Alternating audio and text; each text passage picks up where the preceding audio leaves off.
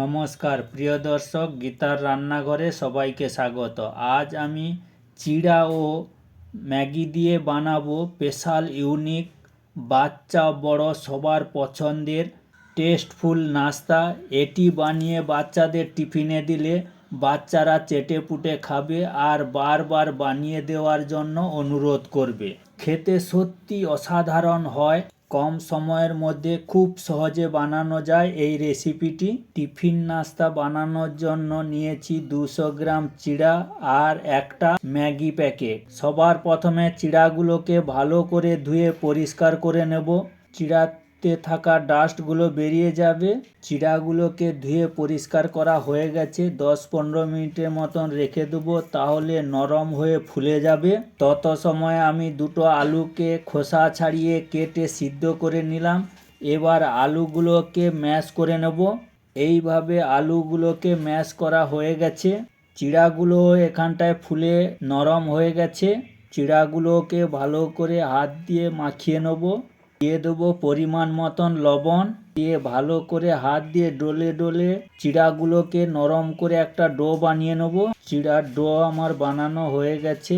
এবার চিড়ার ডো আলুর একসঙ্গে মিশিয়ে তাতে দিয়ে দেবো স্লাইস করা গাজর, কুচানো ক্যাপসিকামগুলো, স্লাইস করা আদা, স্লাইস করে রাখা রসুন, ছোট ছোট করে কুচিয়ে রাখা পেঁয়াজ আর ছোট ছোট করে কেটে রাখা কাঁচা লঙ্কা, আর দিয়ে দেবো কুচিয়ে রাখা টমেটোগুলো।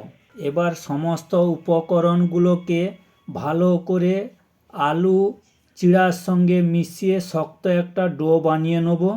দিয়ে দিলাম 1 চামচ হলুদ গুঁড়া, 1 চামচ ধনিয়া গুঁড়া, 1 চামচ ভাজা জিরার গুঁড়া, 1 চামচ কাশ্মীরি লঙ্কার গুঁড়ো আর পরিমাণ মতন লবণ দিয়ে ভালো করে হাত দিয়ে মশলাগুলোকেও মাখিয়ে নেব।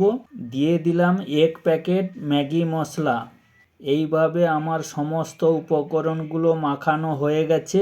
এবার দিয়ে দেবো বাইন্ডিংয়ের জন্য 1 কাপ কর্নফ্লাওয়ার। দিয়ে ভালো করে ডোর সঙ্গে মিশিয়ে শক্ত একটা ডো বানিয়ে নেব। এইভাবে শক্ত একটা ডো আমার বানানো হয়ে গেছে। এবার হাত দিয়ে চেপে চেপে রোলের শেপ দিয়ে পকোড়াগুলোকেও বানিয়ে নেব। এইভাবে এক এক করে সমস্ত ডো এইভাবে রোল বানিয়ে নেব। এক এক করে রোল আমার সব বানানো হয়ে গেছে। আর এদিকে কড়াইতে তেলও গরম করতে দিয়েছিলাম, তেলও আমার গরম হয়ে গেছে। এবার এই তেলের মধ্যে এক এক করে দিয়ে রোলগুলোকে ভালো করে ঘুরিয়ে ঘুরিয়ে লাল করে ভেজে নিতে হবে। একটা চামচ দিয়ে এইভাবে ঘুরিয়ে ঘুরিয়ে চারদিকগুলো ঘুরিয়ে ঘুরিয়ে লাল করে ভেজে নিতে হবে। নাস্তা পকোড়াগুলো আমার লাল করে ভাজা হয়ে গেছে। এবার একটা ছাঁকনি দিয়ে ছেঁকে নিয়ে নেব। এইভাবে সমস্ত পকোড়া রোল আমার ভাজা হয়ে গেছে। এবার টিফিনে টমেটো সসের সঙ্গে দিয়ে দেবো। এইভাবে স্কুলের টিফিন হোক বা অফিসের টিফিন টমেটো সস কেচাপের সঙ্গে দিন, যেই খাবে সেই প্রশংসা করবে। নাস্তা পকোড়া এইভাবে বানান, অসাধারণ স্বাদের হয় এই নাস্তা পকোড়াগুলো।